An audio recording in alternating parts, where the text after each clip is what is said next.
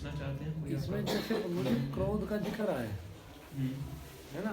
क्रोध एक ऐसी चीज है कि हमें अपने से कमजोर व्यक्ति पे आता है, अपने से ताकतवर पे क्रोध क्यों नहीं आता? ताकतवर के ऊपर क्रोध आता है और वो डर दबा देता है, उसको देख के वो अंदर ही रह जाता है। डर, उसका डर होता है, वो उसका डर होता है। डर। हमें बॉस पे गुस्सा नहीं आता। गुस्सा तो आता है पर बाहर निकालते नहीं है, क्योंकि उसका हमें कॉन्सिक्वेंसेस पता है, वो उसको पता है। और जो व्यक्ति कमज़ोर होते हैं अपने आप को रोकने में, वो निकाल भी देते हैं बॉस के सामने। हाँ, फिर उनको कॉन्सिक्वेंसेस मिल जाते हैं। होते हैं ऐसे लोग जो नहीं कंट्रोल कर पाते। हमसे जब भी नौकरी ना हुई ऐसे ही थे।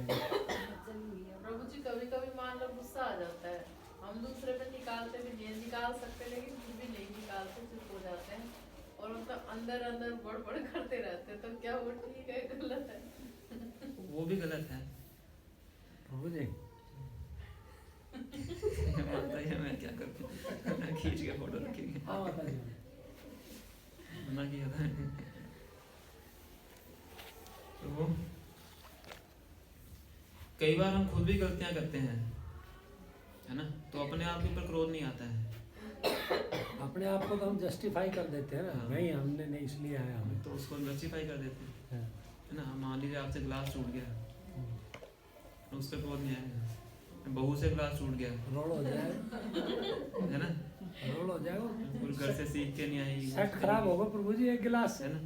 तो क्रोध क्या है? एक तरह से ये कह रहे हैं अनर्थ है, अनर्थ है, कोई मतलब ही नहीं है उसका। इधर आ जाओ, जो उधर ठंड है, इधर आ जाओ। माता जी गई ना, आ जाओ। आ जाएंगे, क्लास डिस्टर्ब हो जाते हैं, बैठे आराम से बैठे, क्या दिक्कत है? जब 1 घंटा बैठ गया तो 5 मिनट और बैठ गए। जैसे आपने बताया, तो देखो जो पहला जो स्टेप है वो तो श्रद्धा है। तो श्रद्धा तो एक व्यक्तिगत हो गई, वो तो एक व्यक्तिगत गुण हो गया। तो इसका मतलब जिसमें स्टार्ट कई आपको ऐसे आदमी मिलते हैं जिनमें बिल्कुल ही मतलब जो ईश्वर में विश्वास ही नहीं करते, श्रद्धा ही नहीं करते, तो मतलब वो तो इस चैनल में कभी आ ही नहीं पाएगा, क्योंकि पहला स्टेप ही उनका मतलब विश्वास। बहुत अच्छा पॉइंट है पूजी का। सर ये आपने जो श्लोक पढ़ा है ना, श्रद्धा अदो श्रद्धा तक साधु संगत, ये सही बताया आपने। तो बहुत अच्छा क्वेश्चन है पूजी। क्वेश्चन समझ में आया सबको? नहीं दोबारा बताओ। मैं कहना चाहता हूँ जैसे देखो पहला इसका व्यक्ति का जो पहला स्टेप है अदो श्रद्धा, मतलब पहला स्टेप तो श्रद्धा है। और कई व्यक्ति आपको ऐसे मिलेंगे जो जिनमें श्रद्धा ही नहीं है, तो भाई वो तो इस चैनल में कभी आ ही नहीं पाएगा, समझे? श्रद्धा, तो श्रद्धा से भक्ति की शुरुआत होती है, पर हो सकता है वो व्यक्ति ऐसा उसमें श्रद्धा है ही नहीं, तो उसकी भक्ति शुरू हो ही नहीं पाएगी, है ना। तो सही बात है। और श्रद्धा किसके अंदर होती है ये बताते हैं। महाप्रसादे गोविंदे नाम ब्राह्मणे वैष्णवे स्वल्प पुण्यवतम राजन विश्वास नायो जायते। जिसने जीवन में कोई पुण्य कर्म नहीं किया है रंच मात्र भी, उसके अंदर श्रद्धा नहीं होती ना। उसको कितना ही बोलते रहिए आप भगवान का नाम लो, भगवान का प्रसाद ग्रहण करो, नहीं कर पाए, है ना, क्योंकि उसने कोई पुण्य कर्म नहीं किए हैं। जब हम भगवान की भक्ति करते हैं, अज्ञात रूप में भी करते हैं, तो उससे हमें सुकृति प्राप्त होती है, जिसको बोलते हैं भक्ति उन्मुख सुकृति। उस सुकृति से हमारे अंदर श्रद्धा विकसित होती है। अगर वो सुकृति नहीं है तो श्रद्धा नहीं आएगी, है ना। तो जब हम बाहर संकीर्तन करने जाते हैं, है ना, उसका मतलब क्या है? हम दूसरे लोगों को ज्ञात रूप में श्रद्धा वितरित कर रहे हैं। वो सुनना नहीं चाहता है, मंदिर आया नहीं वो, पर हम बाहर जाके उसको सुना रहे हैं, तो क्योंकि उसके कानों में भगवान का नाम गया है, तो उसने एक तरह से भक्ति का कार्य कर दिया है। ना चाहते हुए भी उसने क्या कर दिया है? भक्ति का कार्य किया। उसको बोलते हैं अज्ञात सुकृति। अज्ञात मतलब उसको ज्ञात नहीं है, उसको पता नहीं है, पर उसने कर लिया है ना। हम सड़कों में भगवद्गीता डिस्ट्रीब्यूट करने गए, किसी ने हाथ में पकड़ के देख लिया, भगवान की फोटो को देख लिया, तो सुकृति प्राप्त होगी, है ना। उसको लगा कि देखो मैंने उसको डांट पीट के भगा दिया, देखो मैंने बुक नहीं दी, है ना। पर उसको पता है कि उसने उसको सुकृति बांट दी, है ना। या उसने देखा कि बहुत मेहनत कर रहा है व्यक्ति, चलो मैं बुक ले ही लेता हूँ, है ना। बुक लेके रख ली, अपने किसी दोस्त को दे दी, उसको पेमेंट कर दी, तो जो पेमेंट उसने की उसकी डोनेशन में चली गई, तो वो उसको ज्ञात सुकृति प्राप्त होगी। एक वैष्णव का दर्शन कर लिया, तिलक लगाया हुआ देख लिया, तो उसको सुकृति प्राप्त होगी, है ना। तो ऐसा जो कोई व्यक्ति करता है तो इससे उसके अंदर श्रद्धा का विकास होता है। अगर उसके अंदर सुकृति नहीं है तो श्रद्धा उसकी नहीं हो पाती है ना। तो कहते हैं कि अगर किसी के पास भक्ति और सुकृति नहीं है, किसी ने अच्छे कार्य नहीं किए, उसके मुंह से भगवान का नाम निकल ही नहीं सकता है। जैसे मृगारी, उसका रत्नाकर डाकू का हमने केस डिस्कस किया था ना, कि वो राम बोल नहीं पा रहे थे, तो नारद मुनि ने बोला कि मरा मरा बोलिए। गुरु एक्सपर्ट होते हैं, तो इस तरीके से उनको सुकृति प्राप्त हुई। प्रभुपाद जी के शिष्य थे हिज होलीनेस माल कृष्ण गोसाई महाराज, तो उनका प्रभुपाद से बहुत अच्छा संबंध था, बड़े अच्छे अच्छे प्रश्न पूछते थे प्रभुपाद से, निजी सेवा भी करते थे। तो उन्होंने प्रभुपाद से पूछा कि प्रभुपाद हमारे पास क्या भक्ति में सुकृति थी, तभी तो हम भक्ति में आए, है ना। प्रभुपाद कहते नहीं थी, मैंने आपको सुकृति दी है, आपके पास कोई सुकृति नहीं थी, मैंने आपको सुकृति प्रदान की। कैसे प्रदान की? सुना के, सेवा में एंगेज करके, किसी न किसी तरीके से, है ना। प्रभुपाद बड़े अच्छे तरीके से एंगेज करते सेवा में। न्यूयॉर्क में जा रहे थे, स्ट्रीट पे घूम रहे थे, कुछ खरीदने वगैरह जा रहे होंगे, तो एक व्यक्ति से भेंट हुई, उनसे पूछा कि आपका क्या प्रोफेशन है? कहते मैं इंग्लिश का वो हूँ, प्रोफेसर हूँ। तो ठीक है, मेरे साथ चलो, मैं कुछ बुक्स लिखता हूँ, उसकी एडिटिंग करना। एक पेज दिया उनको, तो प्रोफेसर थे इंग्लिश लैंग्वेज के, एडिटिंग कर दी। वो पाने किया तो बहुत अच्छा किया, जब मेरे साथ चलो, अलमारी खोलते हैं पूरी अलमारी भरी होती है और पूरी भगवगीता लिखी होती है, भागवत का फर्स्ट कैंटो पहली ट्रांसलेट करके ले जा चुके हो, कहते अब ये करना है तो इस प्रकार से गोपा सेवा में एंगेज करते थे, है ना। एक गोपा के दो शिष्य थे, माइकल और जोएन नाम था, जेन नाम था शायद। तो शुरुआत में दोनों गर्लफ्रेंड बॉयफ्रेंड थे। तो जब प्रभुपाद जी से जुड़े इस कौन से, तो प्रभुपाद सबसे पहले कार्य करते थे, उनकी शादी करवाते थे। तो उन्होंने शादी अरेंज की। तो उनकी शादी में उनकी सिस्टर आई, वो माता जी की सिस्टर आई। तो प्रभुपाद ने कुकिंग करनी थी शादी के लिए। प्रभुपाद जब भी बनाते 14-15 आइटम बनाते थे, 100 लोगों के लिए बनाना था। तो उन्होंने उनकी सिस्टर को बुला लिया किचन में सेवा करने के। बड़ा डांटा उनको, डांट कर सेवा करवाई। फिर बाद में वही इतने अच्छे भक्त बन जाते। यमुना माता जी उनका नाम पड़ता है, और आगे जाके बहुत बड़ी बड़ी प्रभुपाद जी के लिए वो सेवा करते हैं। ऐसे एक और प्रभुपाद की शिष्या थी, वो पेंटिंग करना अच्छा लगता था। वो आदमी बोला ठीक है, आप मेरी बुक्स के लिए पेंटिंग बनाई। जिसमें ये सब पेंटिंग आप देख रहे हैं प्रभुपाद के शिष्यों ने बनाई है, पूरा शास्त्र के अनुसार पेंटिंग है ना। तो इस प्रकार से वो सेवा में एंगेज कर देते हैं। जैसे कोई सेवा में एंगेज होता था उसको सुकृति प्राप्त होती थी, अपने आप की श्रद्धा भक्ति के ऊपर विकसित हो जाती। कुछ ज़्यादा सुनाने की बताने की आवश्यकता नहीं। तो अगर किसी के पास श्रद्धा नहीं है तो उसका, किसी के पास पुण्य सुकृति नहीं है तो उसके पास श्रद्धा नहीं होती, तो उसकी भक्ति स्टार्ट नहीं होती। अगर किसी का सुकृति है तो अपने आप जैसी उसको अपॉर्चुनिटी मिलती है तुरंत उसको ग्रैब कर लेता है, फिर आगे का रास्ता उसका शुरू हो जाता है।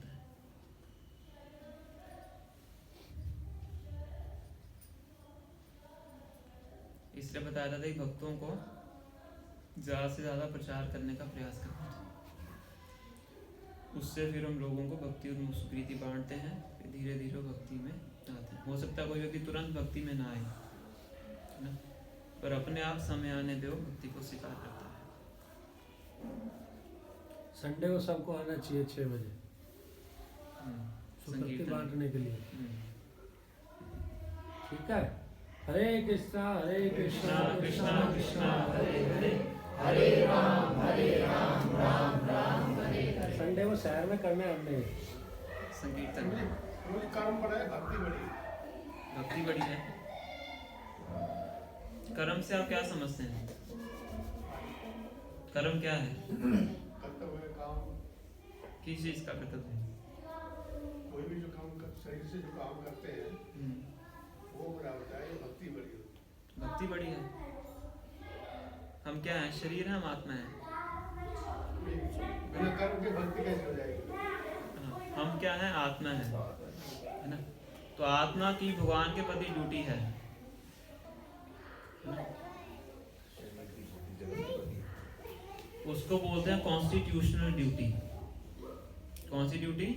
कॉन्स्टिट्यूशन, संवैधानिक अधिकार, संवैधानिक व्यक्ति, कॉन्स्टिट्यूशनल ड्यूटी है ना। एक आत्मा का जो भगवान के प्रति ड्यूटी है भक्ति का। इस शरीर के कुछ कर्तव्य होते हैं, शरीर को साफ रखना है, शरीर को स्वस्थ रखना है, जो भी हमारी ड्यूटीज हैं एज अ हस्बैंड ना, as a father, as a brother, कुछ भी अलग अलग ड्यूटीज होती हैं हमारी, है ना। वो हमारी क्या है, कंडीशनल ड्यूटी, जो कि शरीर से संबंधित है ना, तो उसको भी हमें करना होता है। पर सबसे मुख्य ड्यूटी क्या है, भगवान की भक्ति करना। सावे पुंसाम परो धर्म, टॉप मोस्ट ड्यूटी क्या है, यतो भक्ति अधोक्षित, भगवान की भक्ति करना। तो भक्ति के अंदर अलग अलग प्रकार की क्रियाएं होती हैं, श्रवण हो गया, कीर्तन हो गया, स्मरण हो गया, अलग अलग प्रकार की सेवाएं हैं, है ना। तो वो कर्म नहीं होता है, वो भक्ति के एक्टिविटीज होती है ना। कर्म शब्द का अर्थ होता है कि ऐसा कार्य शास्त्रों के अनुसार हो सकता है, पर उसको फल प्राप्त करने की इच्छा से किया जाता है, उसको कर्म बोलते हैं। पर भक्ति हम जो भी करते हैं फल प्राप्त करने की इच्छा से नहीं करते हैं, भगवान को प्रसन्न करने के लिए करते हैं, है ना। हम आप गीता पढ़ने जाते हैं तो उसमें आपको कुछ मिलेगा नहीं, है ना, तो भगवान की प्रसन्नता के लिए कर रहे हैं। खिचड़ी बांटने जाते हैं उसमें कुछ मिलेगा, भगवान की प्रसन्नता के लिए करते हैं। तो वो कर्म नहीं है, वो क्या है, भक्ति की एक्टिविटी है, वो भक्ति ही है, शुरुआत से ही भक्ति है ना। लेकिन पावर तो कृष्ण जी ने बोले थे, कर्मण्येवाधिकार वस्ते मां बलि जो कदाचन, उसका क्या मतलब है? उसको भगवान कह रहे हैं कि आपको अपना कर्म करने का पूरा अधिकार है ना। वर्ण आश्रम में अपनी स्थिति के अनुसार हर व्यक्ति की अपनी अपनी ड्यूटीज होती हैं। अर्जुन क्षत्रिय थे, तो क्षत्रिय की ड्यूटी है युद्ध करना, है ना। तो आपको अपने कर्म का परित्याग नहीं करना, भगवान अर्जुन को ये बता रहे हैं, कर्मण्येवा अधिकारस्ते, आपको कर्म करने के लिए पूरा अधिकार है, आपको कर्म करना है। अगली लाइन क्या है, माँ फलेषु कदाचन, माँ फलेषु कदाचन, पर कभी भी अब उसके फल के लिए आप वो नहीं है, एंटाइटल नहीं है, फल आपका नहीं है ना। हम पहली लाइन याद रखते हैं, दूसरी भूल जाते हैं, है ना। हमेशा किसी को पूछो वही बोलेगा, कर्म करना ही, कर्म ही पूजा है, कर्म करना भगवान गीता में बोलते हैं, उनको आगे भी तो बहुत कुछ बोलते हैं।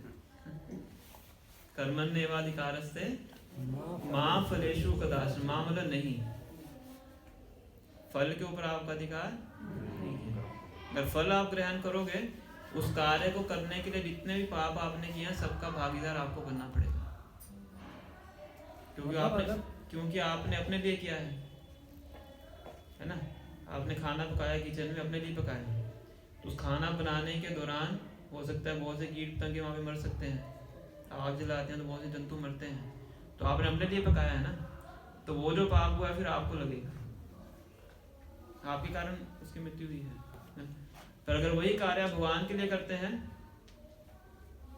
भगवान के बिहाफ पे करते हैं, तो वो भगवान की जिम्मेवारी है, क्योंकि आपने अपने लिए तो किया नहीं। भगवान कहते हैं सर्वधर्मान् परित्यज्य माम एकम शरणं व्रज अहम त्वाम सर्व पापेभ्यो मोक्षयिष्यामि। तो उसी दौरान जो भी पाप अगर होता भी अनजाने से, वो सारा पाप कर्म भगवान खत्म कर देते हैं, अगर हम वो भगवान के लिए करते हैं, उसके फलों को अपनी इंद्रिय तृप्ति के लिए यूज नहीं करते। इसलिए भगवान कह रहे हैं माँ फलेषु कदाचन, कभी भी उसके फल के अधिकारी आप नहीं हैं। कर्म करना आपकी जिम्मेवारी है, उसके फल के अधिकारी आप नहीं हैं। ना कर्म फल हेतु भूमाते संगम वस्तु अकर्मणी, तो कभी भी ऐसा थोड़ा मन में मत लाओ कि आपको अपनी ड्यूटी नहीं करनी है। ये भगवान अर्जुन को बोला, क्योंकि अर्जुन युद्ध करने से मना करे, इसलिए बोलते। ठीक है, भक्ति की क्रियाएं कर्म नहीं है, ये बस इस बात को याद रख लें, है ना। भक्ति के अंदर अलग अलग क्रियाएं होती हैं, वो सब भक्ति के अंग हैं।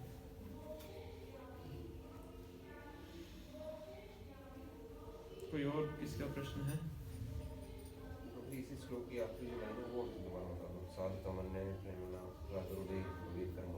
हाँ, वो तो ये कह रहे हैं कि साधकों की जो भक्ति का जो पाथ है उसका जो क्रम है वो इस प्रकार से चलता है। साध का नाम अयम मतलब ये वाला, प्रेरणा प्रादुर्भाव, प्रेम पैदा करने वाला जो क्रम, भवेद क्रम, जो क्रम है वो इस प्रकार से। पहले श्रद्धा, विसाधु संग, भजन, क्रिया, नर्थ, निवृत्ति, निष्ठा, रुचि, आसक्ति, भाव, प्रेम, इस तरह से। कुल मिला के ये एक चीज़ और है प्रभु जी कि अगर कोई अभक्त आदमी है और वो बहस करता है, हमारे मजे लेता है, तो हमें साइलेंट मोड पे चले जाना चाहिए, ना कि बहस वाले मोड पे आना चाहिए कि नहीं ऐसा नहीं है, भगवान ने ये कहा, ज्ञान नहीं देना उसको। तो भक्त बहुत सोच समझ के बोलता है। अगर उसको पता है कि बोलने का फायदा है तभी वो बोलता है, अगर उसको लगता है बोलने का फायदा नहीं है तो चुप रहता है। हम तो साइलेंट मोड पे डाल देते हैं खुद को, है ना। जड़ भरत है, मैं भी आपने कहानी सुनी हो, 5वें स्कंद में कथा आती है जी। बिल्कुल चुप रहते थे। इसमें का नाम था जड़। जड़ मतलब जैसे जड़ पदार्थ होता है ना, जैसे माइक है, ऐसे कर दो ऐसे हो जाएगा, ऐसे कर दो ऐसे हो जाएगा, इसको होता है जड़। यहाँ पे रखोगे तो पूरा 24 घंटे ऐसे ही रहेगा ना। तो किसी से कोई बात नहीं करते थे, अपना चुपचाप बैठ के भगवान का स्मरण करते रहते थे। तो लोगों को लगता था कि पागल व्यक्ति है ना। उसके भाई उनको कीड़े लगे हुए वाला अनाज दे देते थे, है ना, वो डाल के किसी और जगह पे डाल देते थे, उससे ही खाने को मिल जाता था खा लेते थे, नहीं मिलता तो नहीं खाते थे, बिल्कुल जड़ की तरह रहते थे। पर जब जो एक बार रघुगण नाम के राजा थे, एक जगह से गुजर रहे थे, तो उनकी पालकी उठाने के लिए उनको एक व्यक्ति की आवश्यकता थी, तो उन्होंने पकड़ के उनको लगा दिया, तो पालकी ढोने लग गए। ऊपर राजा बैठा हुआ था, नीचे पालकी ढो के ले जा रहे थे। तो रास्ते में चींटियां थी, तो चींटियां पाँव के नीचे ना आ जाएं, तो इसलिए वो ऐसे ऐसे करके चल लेते। तो पालकी ऐसे थोड़ी हिल गई, तो राजा गुस्सा आ गया, तो राजा ने उनको कुछ बोल दिया, है ना। तो उन्होंने सोचा कि यहाँ पे बोलने का फायदा है तो उन्होंने 1-2 लाइनें बोली, बड़े गूढ़ ज्ञान वाली बातें बोली, है ना। भागवत 5वें स्कंद में पूरी कथा आती है ना। तो राजा को 2 लाइनें सुन के समझ में आ गया कि ये कौन है, आम आदमी नहीं है ना। तुरंत पालकी से नीचे उतरते हैं, उनको दंडवत प्रणाम करते हैं, फिर उनसे प्रश्न करते हैं, फिर वो बोलते हैं, है ना। राजा भागवत कथा सुनने के लिए जा रहे होते हैं तो वहीं पे भागवत सुना देते हैं, है ना। तो उसको सुन के भक्त बन जाते हैं। राजा बड़े मजे लेते हैं, उसके हट्टा कट्टा है, चला नहीं जा रहा थे, तो चुप रहते हैं। तो जब उनको लगता है कि बोलने का फायदा है, कि मेरे बोलने से किसी का भला हो सकता है, तब वो बोलते हैं, है ना। भगवान भगवद गीता के 17वें अध्याय में वाणी की तपस्या बताते हैं। बोलने की तपस्या क्या है ना। अनुद्वेग कर्म वाक्यम सत्यम प्रियम हितम च। पहली क्वालिटी क्या है? अनुद्वेग, ऐसी वाणी बोलना जिससे दूसरे के मन में उद्वेग उत्पन्न ना हो, एजिटेट ना हो, उसका मन शुद्ध ना हो। अनुद्वेग कर्म वाक्यम सत्यम, सत्य बोलना चाहिए। प्रियम, सत्य कई बार कड़वा भी होता है ना। कोई मूर्ख व्यक्ति है, उसको बोलोगे तुम मूर्ख हो, सत्य है और वो कड़वा है। सत्य बोलना कैसे बोलना है? प्रियम, सुनने मधुर होना चाहिए। सत्यम प्रियम हितम, ऐसा नहीं कि मधुर बोल रहे हैं पर जो सही बोलना चाहिए वो नहीं बोल रहे हैं। साधु के लिए बोला जाता है कि उसको सत्य बोलना चाहिए, है ना। तो हो सकता है सामने वाले व्यक्ति के लिए डाइजेस्ट करना मुश्किल हो, पर इसका ये नहीं है कि वो अपनी टीचिंग्स को कॉम्प्रोमाइज करे, है ना। तो हित के लिए भी बोलना है। सत्यम प्रियम हितम चय, है ना। स्वाध्याय अभ्यसनम चय वाङ्मयम तक उच्यते। और शास्त्रों की वाणी को, श्लोकों को उच्चारण करना चाहिए, ये वाणी की तपस्या है ना। तो जहाँ पे आवश्यकता है, जहाँ पे आपको लगता है कि आपके बोलने से सामने वाले व्यक्ति का हित हो सकता है, तभी उसको बोलना चाहिए, अदरवाइज अपना चुप रहना चाहिए। ज़्यादा बोलने की आवश्यकता नहीं। अगर आपको लगता है कि आपके बोलने से सामने वाला व्यक्ति भक्त बन सकता है, आपके प्रचार से उसको हेल्प हो सकती है, तो बोलें। अगर लगता है कि नहीं फायदा है तो अपना चुप रहें। तो बुक दे दीजिए, उसको मंदिर बुला लीजिए, प्रसाद दे दीजिए, इस तरह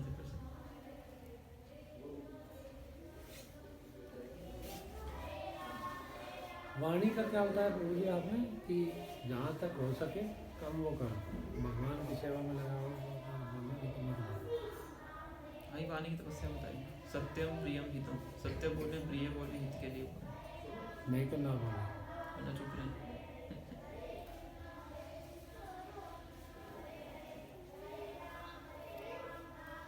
श्रील भक्तिदास सरस्वती ठाकुर कहते थे कि आपको पूरा दिन प्रचार करना चाहिए, अगर जरूरत पड़े तो बोलना चाहिए। इस तरह से कहते हैं, मतलब अपने आचरण से प्रचार करना चाहिए। आचरण को देख के लोग भक्त बनते हैं। अगर आवश्यकता है तो थोड़ा सा बोल सकते हैं। Action speak louder than words.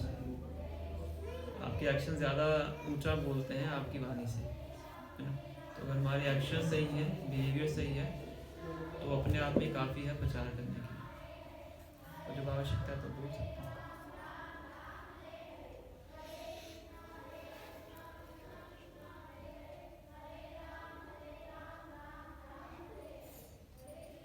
Is any other point?